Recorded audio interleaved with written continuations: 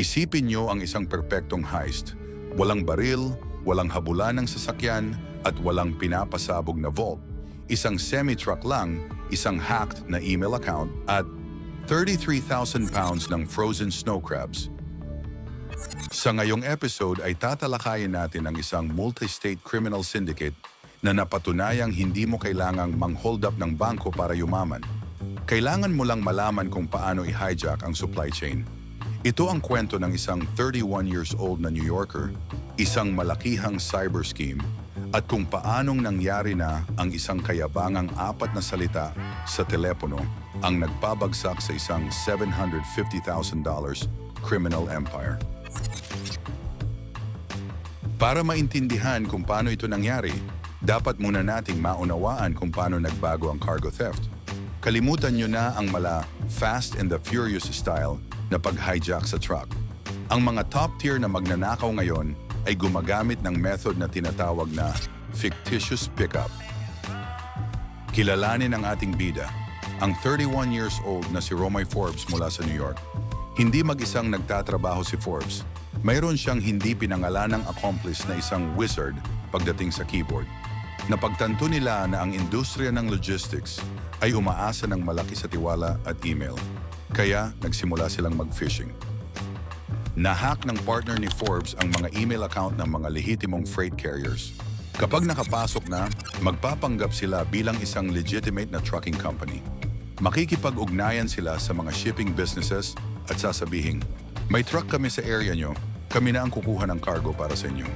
Ang mga shipper naman, dahil nakita ang email address mula sa kumpanyang pinagkakatiwalaan nila, ibinibigay ang mga kontrata ng walang pag-aalinlangan.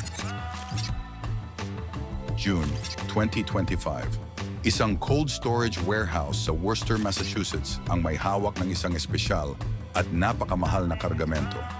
33,750 pounds of premium frozen snow crabs na nakatakdang i-deliver sa isang buyer sa Jacksonville, Florida. Ang kabuuang halaga, isang swabbing $325,000. Dahil sa kanilang mga hack na email, nakuha ng mga cyber thieves ang kontrata para ilipat ang mga snow crabs. Ngayon, oras na para sa physical extraction. Ito ang pinaka-exciting na part. Hindi palihim na pumasok si Forbes. Nagmaneho siya ng isang dambuhalang tractor trailer diretso sa Worcester warehouse sa gitna ng sikat ng araw. Pumasok siya sa opisina at kampanteng iniabot ang kanyang tunay na driver's license. Dahil inaasahan ng mga empleyado ng warehouse ang isang truck mula sa kumpanyang kinakatawan ni Forbes, hindi na sila naghinala. Ikinarga nila ang bawat pallet ng frozen crab sa truck ni Forbes. Pinirmahan niya ang mga documents, pinaandar ang truck at umalis. Pero hindi patungong Florida si Forbes. Idiniretso niya ang kanyang rig sa isang grocery store loading dock sa Queens, New York, handang ibagsak ang bundok ng seafood sa black market. Sa isang sandali, tila matagumpay nilang naisagawa ang crime of the century. Pero ang ganito kalaking kargamento ng crab ay hindi basta-basta mawawala na lang ng walang nagtatanong. Sa Florida, naghihintay ang buyer. Lumipas ang delivery deadline. Siniyasat ng warehouse sa Massachusetts ang GPS tracker ng truck at nakitang patay na ito.